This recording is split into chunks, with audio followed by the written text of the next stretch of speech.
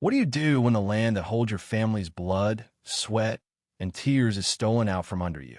Not just a plot or a field, but 2,500 acres of rolling hills, wheat fields, and memories, gone in a single cold transaction. For me, Anna Whitaker, that wasn't a question. It was a call to war. My family's farm in Willow Creek, Montana, wasn't just dirt. It was the heart of who we were. My great-grandfather tilled it with his bare hands. My grandmother birthed my father in the old barn, and I spent my childhood running through its golden waves. But the HOA, those vultures in press suits, thought they could carve it up and sell it off like it was nothing. They didn't just take my land, they took my legacy. So I did what any Whitaker would do. I fought back. And I didn't stop until every one of their homes was gone. It started on a blistering July morning, the kind where the air shimmers and the cicadas scream. I was 32, back in Willow Creek after a decade in Seattle, trying to piece together a life after a messy divorce. The farm was my refuge, my way to reconnect with the girl I used to be. I'd been there a week when the letter arrived, crisp and official, stamped with the seal of the Willow Creek Homeowners Association. Notice of land acquisition, it read. The words hit like a punch. 2,500 acres of Whitaker land, sold to a developer for a luxury golf resort. Sold without my consent. Sold without a whisper of warning. My hands shook as I read the fine print, the legal jargon blurring through my tears. The HOA claimed eminent domain, said the land was underutilized, said it was for the community's benefit. Community? This was my home, my family's soul, and they'd auctioned it off for condos and putting greens. I drove to the HOA office that same day, the letter crumpled in my fist. The building was a sterile box of glass and steel, a stark contrast to the weathered barns and open fields I loved. Inside, I met Richard Hale, the HOA president, a man with a smile as slick as oil. He leaned back in his leather chair, hands folded, and told me it was a done deal. Progress, Ms. Whitaker, he said, his voice dripping with condescension. The community needs this. You'll be compensated, of course. Compensated? For 2,500 acres of my heart. I wanted to scream, to flip his desk, to burn the whole place down. Instead, I asked for the documents. He slid them over, smug, thinking I'd fold. But he didn't know me. He didn't know the Whitakers. That night, I spread the papers across my kitchen table, the same table where my grandmother used to knead dough. The sale was shady, riddled with loopholes, forged signatures, and backroom deals. The HOA had exploited a legal gray area, claiming the land was unmanaged because I'd been away. They'd greased palms at the county office, pushed the sale through in secret. But they'd made a mistake. They underestimated me. I wasn't just a farmer's daughter. I'd spent 10 years as a paralegal in Seattle, digging through contracts, sniffing out lies. I knew how to read the fine print, and I knew how to fight. I started small, gathering evidence. I scoured county records, tracked down old surveys, and interviewed neighbors who'd been strong-armed by the HOA before. The deeper I dug, the dirtier it got. The developer, Pinnacle Resorts, had paid Hale and his board under the table. They'd falsified environmental reports, ignored zoning laws, and even bribed a county official to backdate the sale. It was a house of cards, and I was going to knock it down. But I needed help. That's when I called my cousin, Jake, a lawyer with a knack for taking on bullies. He flew in from Chicago, his suitcase barely unpacked before he was poring over the documents with me. Anna, he said, his eyes gleaming, this isn't just a sale. It's a crime. We build our case in secret, working late into the night, fueled by coffee and rage. Jake found a clause in the HOA's charter that required a public vote for any land acquisition over 100 acres, a vote they'd never held. I uncovered emails between Hale and the developer, promising expedited approvals for cash. Each piece of evidence was a brick in the wall we were building, a wall that would crush their empire. But I wasn't just after the land. I wanted them to feel what I felt, the gut-wrenching loss of home. That's when Jake grinned, a spark in his eye, and said, "What if we don't just take back the farm? What if we take their homes too?" The idea was audacious, borderline insane, but it lit a fire in me. The HOA board lived in a gated enclave, a cluster of McMansions they'd built on land they'd strong-armed from other farmers years ago. Their deeds were clean on the surface, but Jake found a pattern. Every one of those homes sat on parcels tied to the same shady rezoning scheme they'd used to steal my land. If we could prove the rezoning was illegal, we could unravel their titles, declare their homes improperly acquired, and put them up for public auction. It was poetic justice. Steal my home, lose yours. But it was a long shot, and we'd need more than documents. We'd need a fight. The first battle came at the county meeting, a stuffy room packed with farmers, locals, and HOA cronies. I stood at the podium, my voice steady but my heart pounding, and laid out the evidence. The forged signatures, the bribes, the missing vote. Hale sat in the front row, his face a mask of calm, but I saw his jaw twitch. The crowd murmured, some nodding, others glaring. Then came the twist I hadn't expected. Sarah, my childhood friend, stood up. She'd been working for the HOA, a low-level clerk, and I thought she was on their side. But her voice trembled as she spoke. I saw the emails, she said. I heard Hale laugh about screwing over the Whitakers. I have copies. The room erupted. Sarah handed me a USB drive, her hands shaking, and whispered, I'm sorry, Anna. I didn't know how to tell you. That drive was dynamite, proof of everything we'd suspected and more. It was the moment I knew we could win. But Hale wasn't done. He stood, his voice booming, and called me a liar, a city girl stirring trouble. He rallied his allies, painting me as an outsider who didn't understand Willow Creek. The meeting turned into a shouting match. Farmers against suits, truth against lies. I felt the tide turning, but it wasn't enough. Hale had money, connections, and a silver tongue. If we were going to win, we need to hit harder, go bigger. That night, Jake and I made a plan. We'd take the fight to court, but not just for the land. We'd go after their homes, their pride, their everything. The war was on, and I was ready to burn it all down.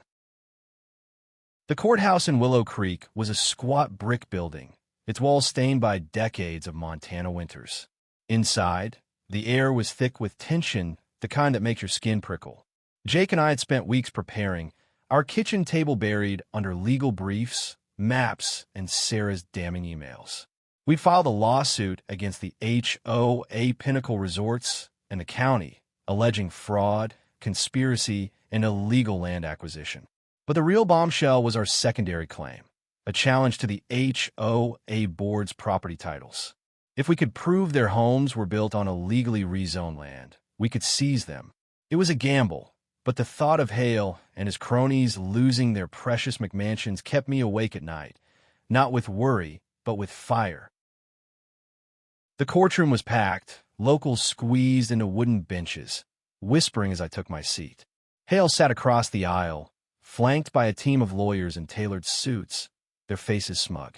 He caught my eye and smirked, as if to say, "You're out of your league." I wanted to wipe that smirk off his face, but Jake squeezed my hand, grounding me. "Stay sharp," he whispered. The judge, a stern woman named Clara Evans, called the room to order. She had a reputation for fairness, but I knew Hale's money had a long reach. We'd have to be flawless.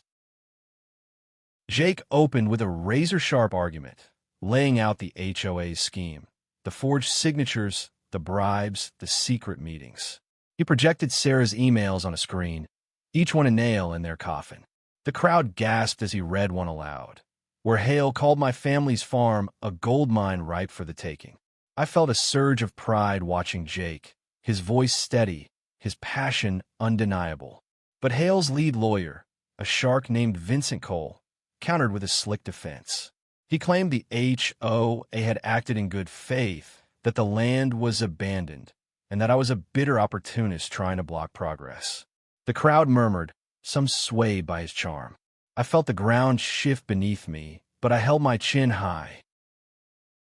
Then came Sarah's testimony. She took the stand, her hands clasped tightly, her voice soft but clear. She described how Hale had pressured her to shred documents, how he'd laughed about teaching the Whitakers a lesson. The room fell silent, every word landing like a stone. Hale's face reddened, his composure cracking. But Cole was quick, twisting Sarah's words, painting her as a disgruntled employee with a grudge. I saw doubt flicker in the judge's eyes, and my stomach sank. We needed more than words. We needed undeniable proof. That's when Jake played our ace, a recorded phone call. Sarah had secretly taped a conversation with Hale, where he admitted to bribing the county official. The audio was grainy but clear, his voice smug as he boasted about greasing the wheels. The courtroom erupted, locals shouting, Hale's lawyers scrambling. Judge Evans banged her gavel, but the damage was done.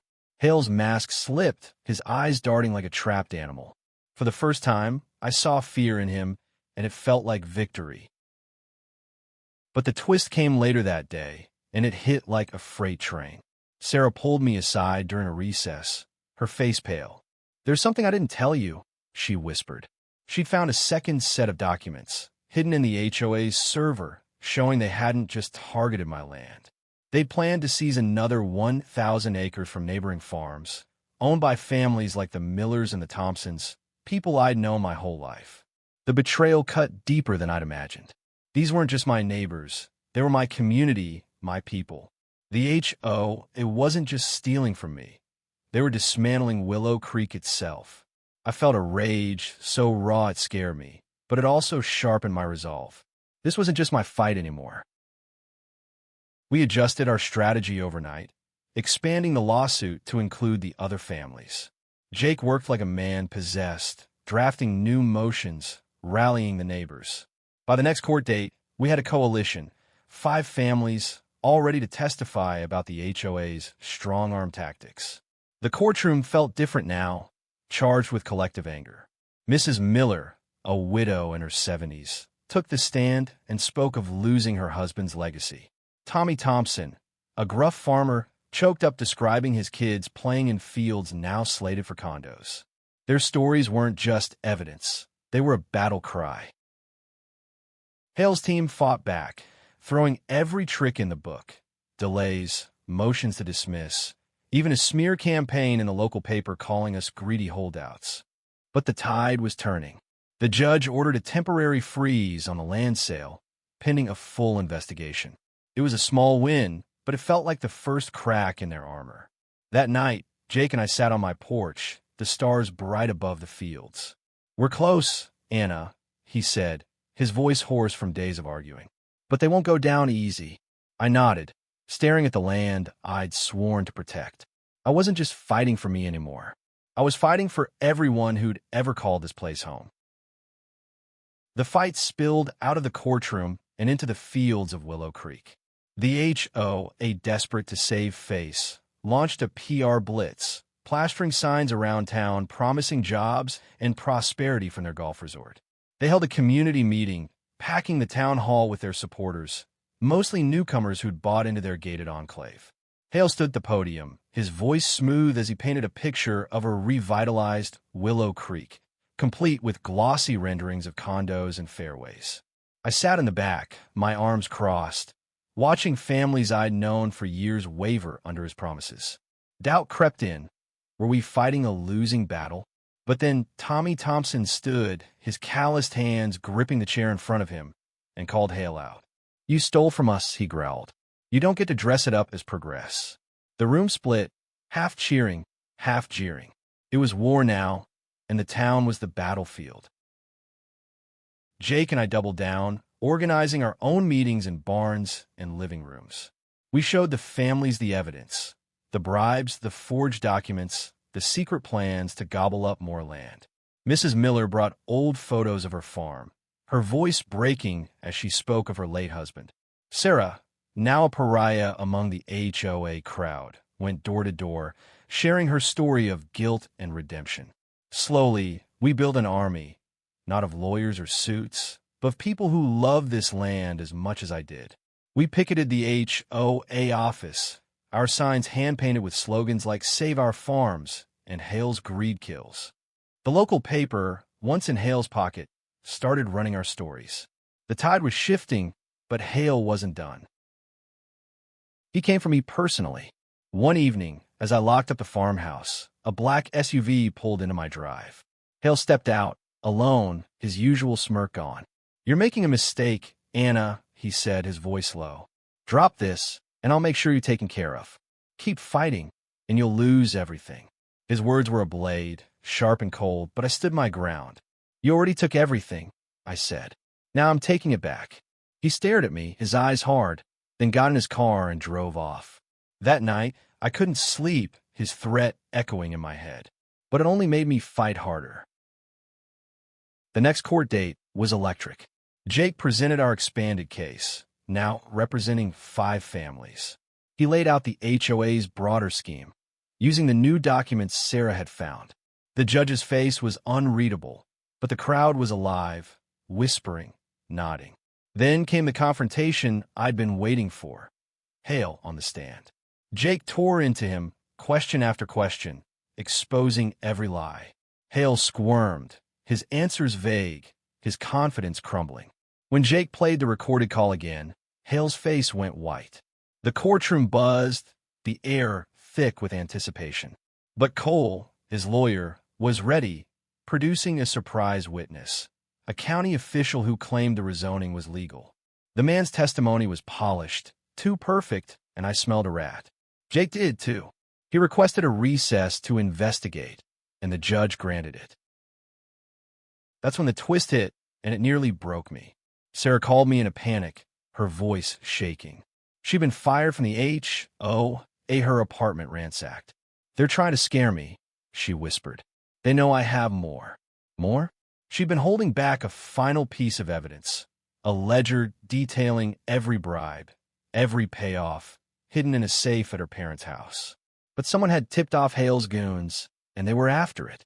I drove to her place, my heart racing, and found her packing a bag, ready to run. "You can't," I said, grabbing her shoulders. "We need you. We need that ledger." Her eyes were wide with fear, but she nodded. We retrieved the ledger that night, sneaking through back roads to avoid being followed. It was a leather-bound book, its pages filled with numbers and names, proof of the HOA's corruption on a scale we hadn't imagined. Armed with the ledger, we went back to court. Jake used it to dismantle the county official's testimony, showing he'd been paid off. The judge ordered an audit of the HOA's finances, and the room exploded with cheers. Hale's lawyers tried to object, but their arguments fell flat. We were winning, but the cost was high. Sarah moved in with me, too scared to stay alone. The other families faced harassment, slashed tires, threatening calls. Hale was fighting dirty, and I knew he wouldn't stop. But neither would I. The ledger was our weapon, but it was also a target. We had to protect it, and we had to protect each other. The fight was no longer just about land. It was about survival.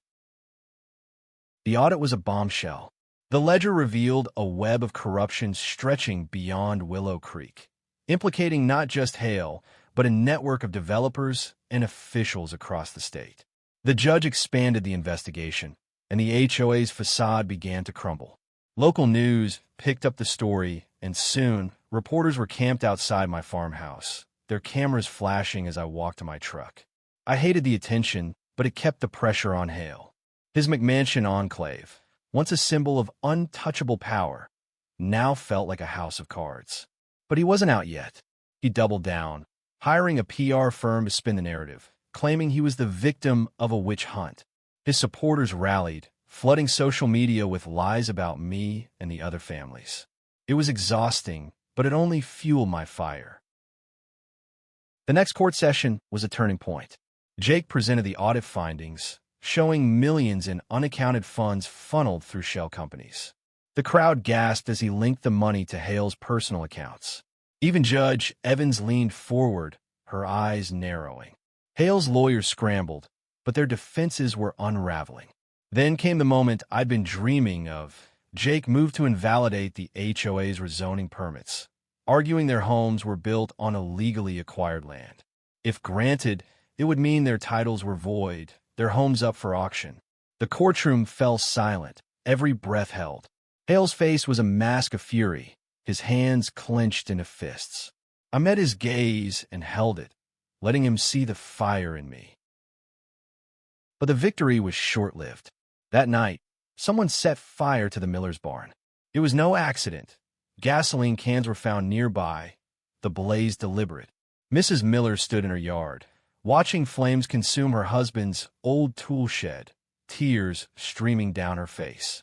The community rallied, putting out the fire before it spread, but the message was clear. Hale was desperate, and he was dangerous. I tightened security at the farmhouse, installing cameras and keeping the ledger locked in a safe. Sarah barely slept, jumping at every noise. Jake stayed up late, strategizing, but I could see the toll it was taking. We were winning, but at what cost? The twist came when Tommy Thompson called me at dawn. He'd found a whistleblower, a former Pinnacle Resorts employee who'd worked on a golf resort deal. The man, Greg, was terrified, hiding out in a motel. We met him in secret, his hands shaking as he handed over a flash drive. It contained internal memos proving Pinnacle knew the land sale was illegal, but pushed forward anyway, banking on the HOA's influence to bury any fallout. Greg's voice cracked as he spoke of threats from his bosses, of being told to keep quiet or else. His evidence was gold, but it came with a price. He wanted protection. Jake promised to arrange it, but I saw the fear in Greg's eyes. He was risking everything, just like us. The next day, we filed the new evidence, and the courtroom was a powder keg. Jake laid out Pinnacle's complicity, showing how they'd colluded with Hale to defraud the county. The judge ordered Pinnacle's CEO to testify, a move that sent shockwaves through their boardroom.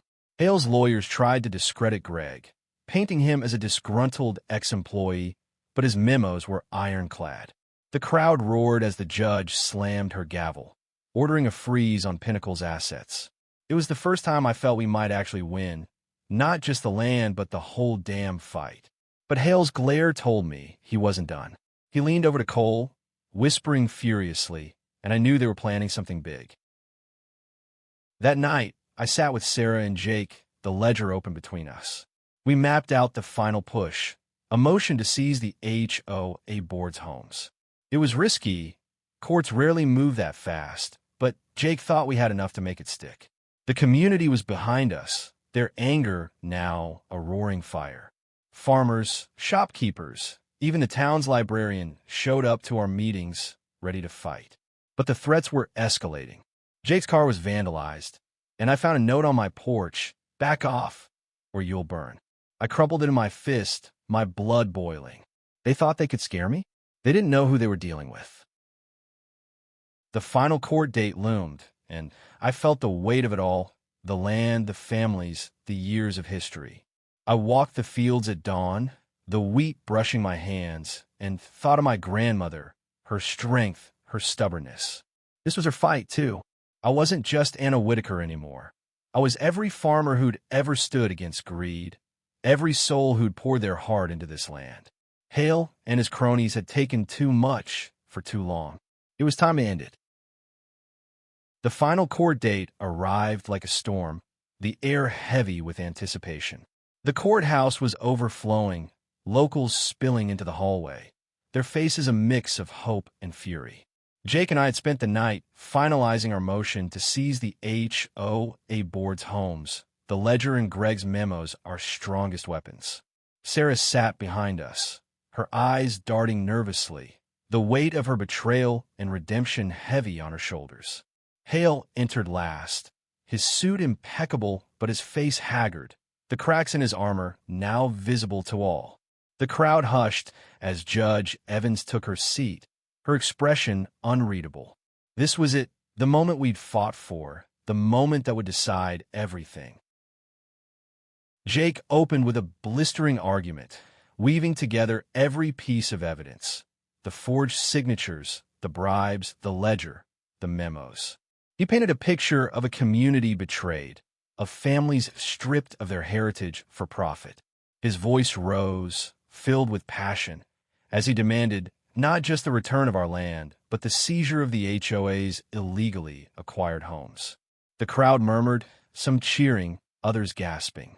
Hale's lawyers countered, their arguments thin, leaning on technicalities. Cole's voice was sharp, but it lacked the confidence of before. The ledger had gutted their defense, and they knew it. Then came the testimony that changed everything. Greg took the stand, his voice steady despite his fear. He detailed Pinnacle's role, how they'd pushed the illegal sale, how they'd laughed about screwing the locals. His words were a blade, cutting through the HOA's lies. The crowd erupted, and even Judge Evans had to bang her gavel twice to restore order. Hale's face was a storm cloud, his hands gripping the table. I leaned forward, my heart pounding, knowing we were close. But then Cole played their last card, a motion to dismiss based on a supposed clerical error in our filing. It was a desperate move, but it could delay the case for months. Jake was ready, countering with precedent, but I saw worry flicker in his eyes. Time was our enemy now. The twist came during the recess. A stranger approached me outside the courthouse, an older woman with sharp eyes and a folder in her hand. She introduced herself as Linda, a retired county clerk who'd worked with Hale years ago. I couldn't stay silent anymore, she said, handing me the folder. Inside were records of a second rezoning scam, one that predated ours, showing Hale had done this before, stealing land from another family and covering it up. It was a bombshell, proof of a pattern of corruption. I rushed to Jake, and we filed an emergency motion to admit the new evidence. The judge allowed it, and when court resumed, Jake laid it out. Hale wasn't just a thief, he was a serial predator. The courtroom exploded.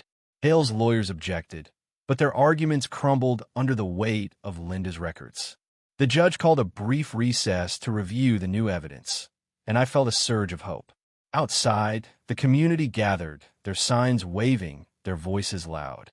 Mrs. Miller hugged me, tears in her eyes, and Tommy clapped my shoulder, his gruff voice saying, "You did it, Anna."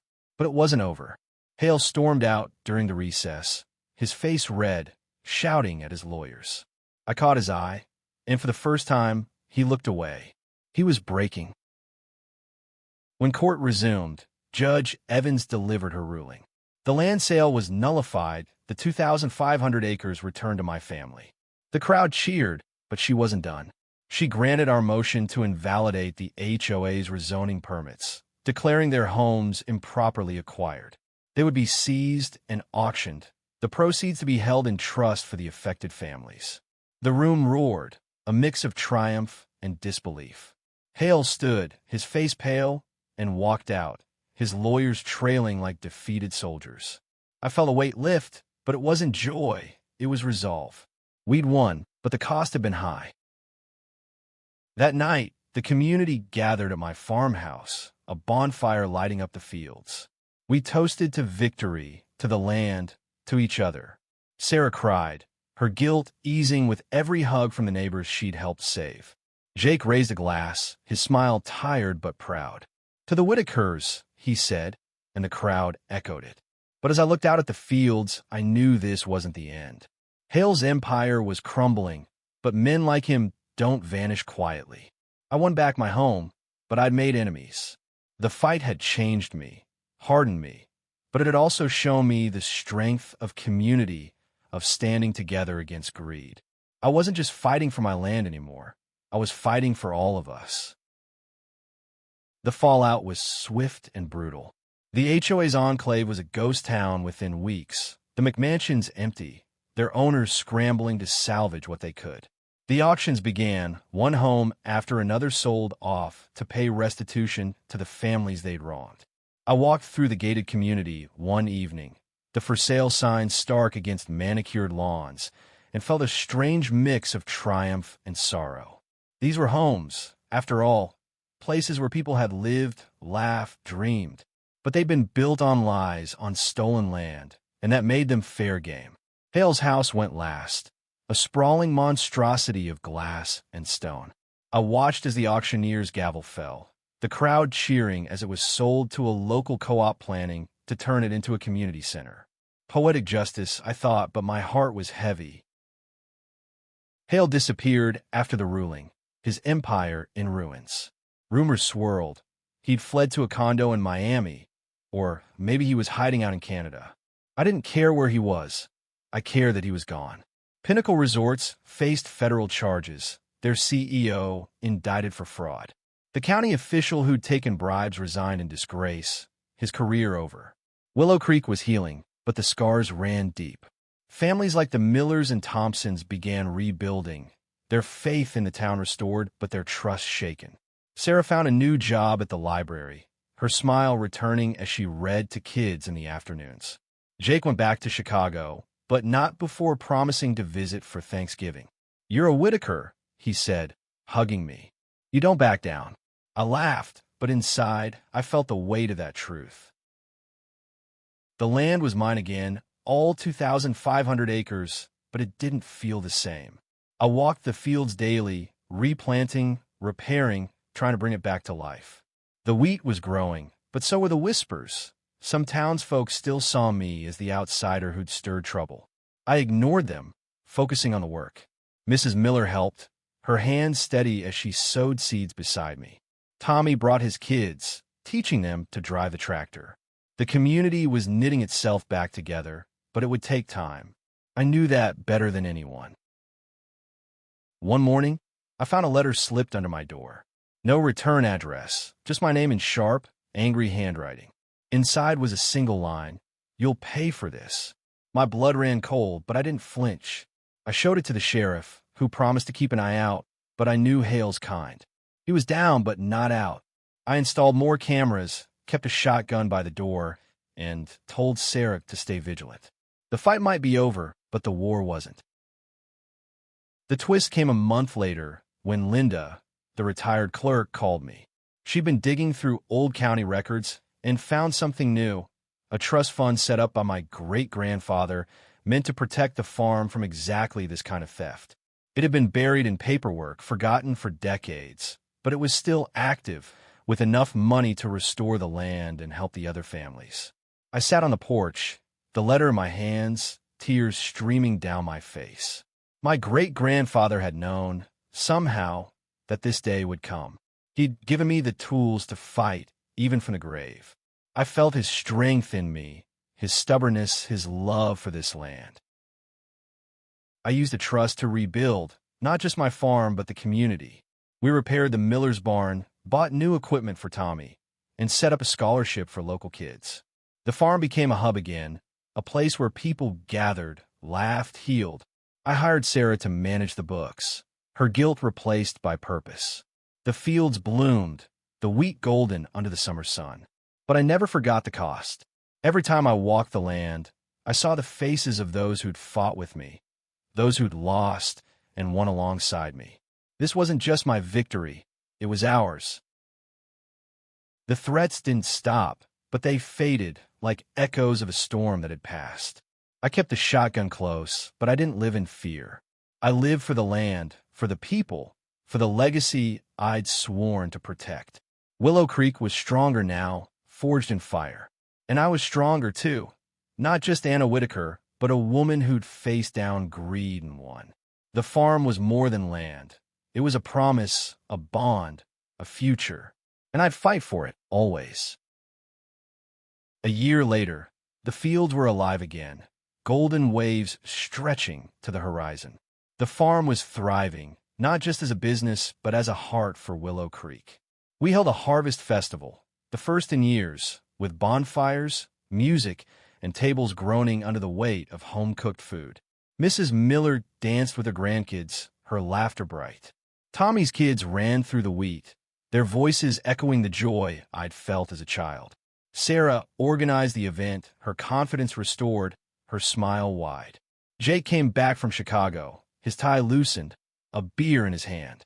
He looked at the crowd, then at me, and said, "You did more than save the farm, Anna. You saved this town."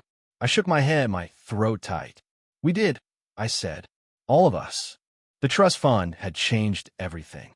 We'd rebuilt barns, bought seeds, even started a co-op to help small farmers compete. The HOA was gone, its offices shuttered, its signs torn down. The McMansions were repurposed, some as affordable housing, others as community spaces. Hale's mansion was now the Willow Creek Learning Center, its halls filled with kids learning about the land, about their roots. Every time I walked past it, I felt a quiet pride. We'd taken their greed and turned it into something good, something lasting. But the fight had left its mark. I still checked the cameras every night, still kept the shotgun by the door. The threats had stopped, but I knew men like Hale didn't forget. I didn't care. I'd faced him once, and I'd do it again. The land was mine, ours, and no one would take again. I walked the fields at dawn, the air cool, the wheat whispering secrets of the past. I thought of my grandmother, her hands in the soil, her voice telling me to be strong. I thought of my great-grandfather, his trust fund a gift across generations. They were with me, always in every blade of grass, every gust of wind. The twist that lingered was the community itself. We weren't just neighbors anymore.